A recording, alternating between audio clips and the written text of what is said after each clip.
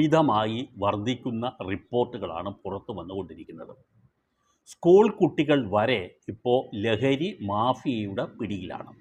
അത് ആൺ പെൺ വ്യത്യാസമില്ലാതെ തന്നെ ലഹരി ഉപയോഗത്തിൻ്റെ വ്യാപകമായ വർധനവ് റിപ്പോർട്ട് ചെയ്യപ്പെടുന്നുണ്ട്.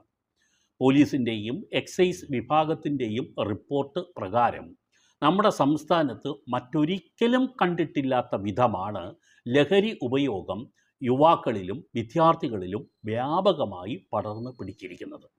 സർക്കാരിൻ്റെ എല്ലാ സംവിധാനങ്ങളും ഇതിനെതിരെ തിരിച്ചു വച്ചിട്ടും ഈ ലഹരി മാഫിയയുടെ വർധനവ് തുടരുന്നു എന്നുള്ളതല്ലാതെ ഒരു വലിയ പരിധിവരെ ഇത് നിയന്ത്രണ വിധേയമല്ല എന്ന് തന്നെ പറയേണ്ടി വരും.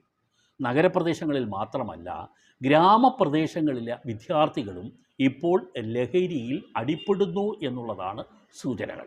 രക്ഷകർത്താക്കൾ കണ്ണും കാതും